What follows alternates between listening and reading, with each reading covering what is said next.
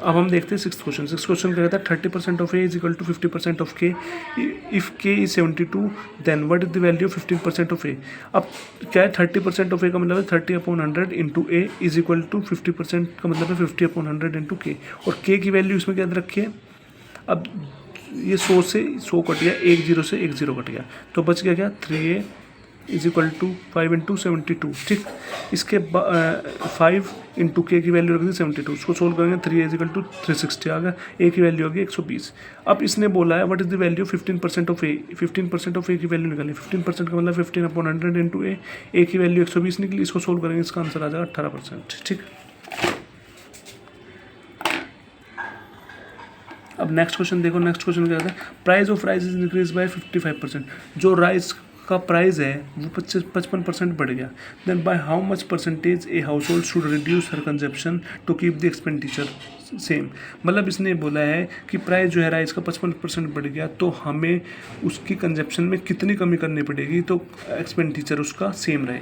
तो एक चीज़ याद रखना, फॉर्मूला होता है price into consumption is equal to expenditure. जितना प्राइस है और जितना कंजप्शन है उनकी मल्टीप्लिकेशन कर देंगे तो वो हमारा एक्सपेंडिचर आ जाएगा। एक चीज़ याद रखना कि हमें कभी भी खर्चा सेम रखना है, एक्सपेंडिचर सेम रखना है।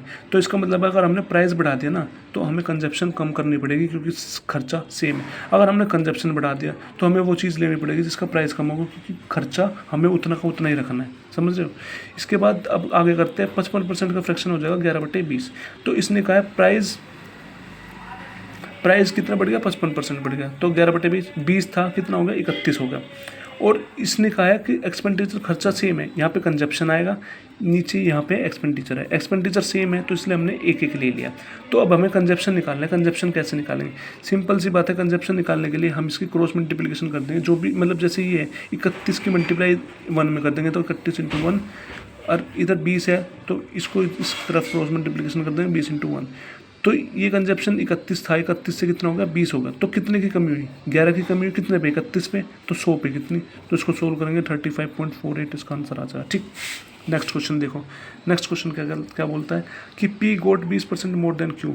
P जो है 20% Q से 20% ज़्यादा लाता है, and R got 20% less marks than Q, और R जो है Q से 20% कम लाता है। तो if R got 160 marks, R ने 160 मार्क्स लाया, तो what is the marks of P के मार्क्स बताने। अब एक चीज़ देख, एक तरफ हमने P लिख लिया, एक तरफ Q लिख लिया, एक तरफ R लिख दिया। पहले बोल रहा है P गोट 20% मोर देन Q से 20% ज़्यादा ला रहा है। P जो है Q से 20% ज़्यादा ला रहा है, मतलब Q मान के चलो 100 ला रहा है, तो 100 का 20% 20, तो P कितना ला रहा होगा, 120 ला रहा होगा, सिंपल सी बात है। फिर इसने बोला है कि R got 20% less marks then Q, तो Q से R 20% मार्क्स कम ला रहा है, तो Q के 100 मार्क्स थे, तो 100 का 20% 20, तो 20 कम ला रहा है, तो ये मतलब R 80 ला रहा होगा, सिंपल सी बात है। तो इसने कहा है R जो है 160 मार्क्स ला रहा है और हमने निकाला कितना 80, और क्वेश्चन में दे रखा है 160, तो 80 यूनिट किसके बराबर होगा 160 के, तो 1 यूनिट 160/80, और क्वेश्चन में पूछा P का मार्क्स कितना है, P के 120 है, तो 120 की वैल्यू निकालनी है, 120 यूनिट, तो 160/80 इंटू 120, 240 आंसर आ जाएगा सोल्व करके। ठीक,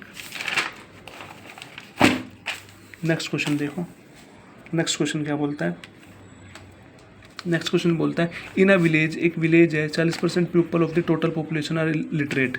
तो विलेज के अंदर 40% पीपल जो है टोटल पॉपुलेशन के लिटरेट है, एंड रिमेनिंग आर इलिटरेट, और बचे हुए इलिटरेट है। If the number of illiterate peoples is 360, question में दे रखा है जो इलिटरेट पीपल्स है वो 360 है, what is the total population of village. तो ये बताना विलेज की पॉपुलेशन क्या है।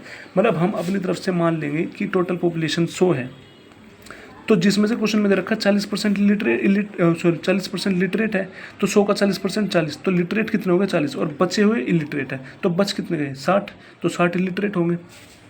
ठीक है, समझ रहे हो। तो अब इसने बोला है कि if the number of illiterate peoples is 360, तो कितने इलिटरेट पीपल है 360, और हमने कितने निकाले 60, हमने 60 निकाले, क्वेश्चन में दे रखा है 360, तो 60 यूनिट किसके बराबर आ जाएगा 360 के बराबर आ जाएगा, तो 1 यूनिट 360/60। तो हमने टोटल पॉपुलेशन पूछी है, तो टोटल पॉपुलेशन कितनी है 100, तो 100 यूनिट यहाँ से निकाल देंगे, 360/60 इंटू 100, 66 जा, और 6 इंटू 100 600। ठीक, इतना समझ में। नेक्स्ट देखो, अब 10वां क्वेश्चन क्या बोलता है, the income of P is 20% more than Q income. तो जो पी की इनकम है वो 20% ज़्यादा है क्यू की इनकम से, और द इनकम ऑफ क्यू की जो इनकम है वो 30% ज़्यादा है आर की इनकम से। तो हमें क्वेश्चन में बताना है P income is how much percent more than R income. तो हमें बताना पी की इनकम कितनी परसेंट ज़्यादा है आर की इनकम से। अब देखो क्वेश्चन को कैसे सोल्व करेंगे, पी क्यू आर अलग अलग अलग लिख लिए। तो सबसे पहले हम ऐसे क्वेश्चन में जब भी लगातार लेके चलते हैं तो लास्ट से लेके चलते हैं, तो आर से लेके चलेंगे हम, क्योंकि आसानी से सोल्व हो जाएगा। अगर बीच से लेके चलेंगे तो हमें सोल्व करने में मुश्किल होगी बहुत ज़्यादा। तो इसको आसानी से सोल्व करने के लिए इसलिए हमने लास्ट से लेके चलेंगे, क्योंकि एक ही पैटर्न में क्वेश्चन है, सब में मोर है या लेस हो कोई दिक्कत नहीं है, पर सीक्वेंस में दे रखी है इस बार। तो फिर इसके बाद इसने बोला है, क्या बोला है, सेकंड स्टेटमेंट पढ़ो, income of Q is 30% more than R income. R की इनकम से क्यू की इनकम 30% ज़्यादा है, तो आर की इनकम 100 मान लो, 100 का 30% 30, तो क्यू की इनकम कितनी होगी, 130 होगी।